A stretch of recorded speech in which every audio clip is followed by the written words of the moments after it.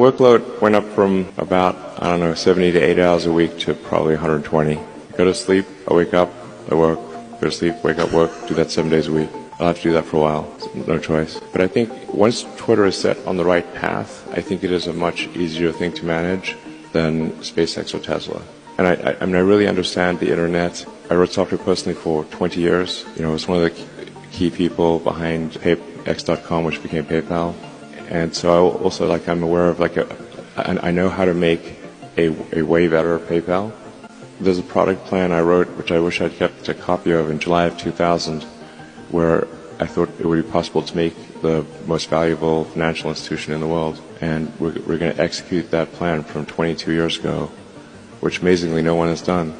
That's part of why I think Twitter will be ultimately extremely valuable, because I'm going to execute the X.com game plan from 22 years ago with some improvements. Part of what I'm trying to achieve with this sort of enabling everyone to be payment verified with Twitter Blue is to try to get as many people payment verified as possible. It's only $8 a month, although for some people that complaining about that. Part of it's revenue, part of it is payment authentication, because there is a huge problem with spam and bots and trolls on Twitter, and organizations trying to manipulate public opinion, and just generally making the system worse. But I think that there is an answer to that, which is to get as many regular users of Twitter to be a subscriber for $8 a month. And you'll get a lot more than just the blue check mark for $8 a month, because now we can afford long-form video, long audio, podcasts, and we can also start sharing revenue with content creators, which is essential.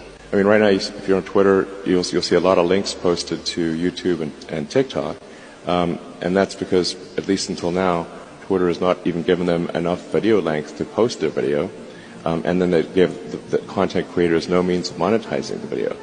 So we're going to change that rapidly at Twitter. It's going to be transformative.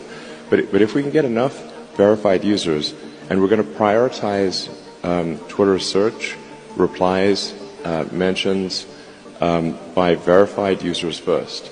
So if you're payment verified with a blue checkmark, then you're prioritized. The point of this is to make crime not to pay. Because right now, to create a bot on Twitter costs less than a penny.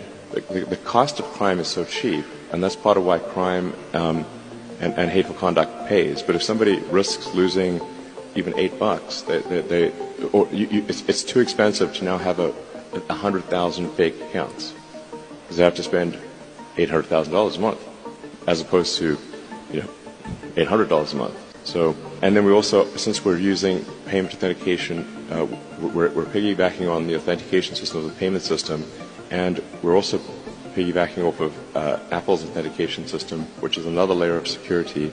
So the net effect will be, over time, that the verified users will be pretty much always be at the top of comments and search, and you won't really see, you'll have to scroll far to see the unverified users, which will be the bots and trolls and whatnot. And this is sort of analogous to Google search. Like, if you go to page 8 of Google search, there will be a ton of scams and stuff, call it page 8, page 9, something like that. But the thing is that Google search results are so good for page 1 that you never go to page 8. And then crime stops paying, and then they stop trying to do all these things. So, I mean, the joke is like, what's the best place to hide a dead body would be the second page of Google search results. To be frank, Twitter was having pretty serious revenue challenges and cost challenges before the acquisition talks started. And any company that is dependent on advertising has had a hard time. So if you look at, say, Snap or Google, Facebook, whatnot, they've all had a difficult time with advertising revenue dropping. And then we're also going to obviously make Twitter just a way better system. If a social media company is not taking steps to make it positive to be on that social platform, then people won't come, or they'll leave. So you speak of sort of anti-Semitism or racism or anything like that. Who's going to stay on a platform if that's prevalent? Apart from its inherent wrongness, who's going to stay on the platform? It needs to be something where, like, our goal with Twitter is, like, how do we get 80% of America? Maybe not like the sort of far left and the far right, and maybe we don't want them necessarily. How do we get 80% of the public to join a digital town square and voice their opinion and exchange ideas, and maybe once in a while change their minds? But I'm confident we can satisfy, like, I don't know, 80% of America, 80% of the world, but maybe not the 10% most extreme of either side. And I would count that as a great outcome.